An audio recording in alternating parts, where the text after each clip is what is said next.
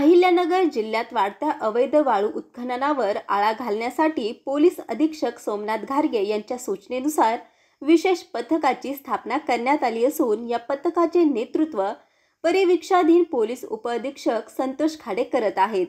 16 जुलै रोजी नेवासा खुर्द गावातील ज्ञानेश्वर मंदिराच्या मागे काही इसम डंपर आणि टेम्पोच्या सहाय्याने वाळूची बेकायदेशीर वाहतूक करत असल्याची माहिती पोलिसांना मिळाली।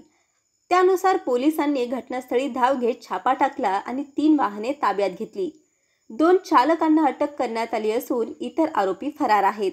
या कारवाईत एकूण 4.5 ब्रास वाळू आणि 3 वाहने जप्त करण्यात आली असून मुद्देमालाची एकूण किंमत अंदाजे 27,16,000 रुपये इतकी आहे। या प्रकरणी नेवासा पोलीस स्टेशनमध्ये गुन्हा दाखल करण्यात आला असून पुढील तपास सुरू आहे। ही कारवाई पोलीस अधीक्षकांच्या मार्गदर्शनाखाली संतोष खाडे यांच्या विशेष पथकाने केली।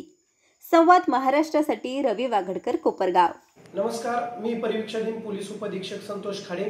आज आमच्या माननीय पोलीस अधीक्षक सरांनी नेमलेल्या आमच्या विशेष पथकाने नेवासा पोलीस स्टेशन हद्दीअंतर्गत होणाऱ्या अवैधरित्या वाळू उपस्यावर व वाळू वाहतुकीवर कारवाई केली असता आम्हाला कापूरडोह ज्ञानेश्वर मंदिरामागे नेवासा या ठिकाणी काही डंपर हे अवैधरित्या वाळूचा उपसा करून वाळूची वाहतूक करताना आढळून आले।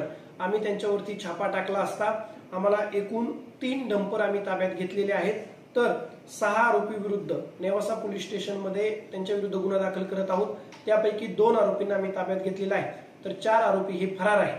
त्यामधील एक जो मालक आहे तो किया गाडी घेऊन आमची चाहूल लागताच तोही पळून गेलेला आहे, त्याचाही शोध चालू आहे। अशा प्रकारे आम्ही 3 डंपरला ताब्यात घेत आणि 4 ब्रास वाळूला ताब्यात घेत एकूण 27,16,000चा मुद्देमाल जप्त केलेला आहे।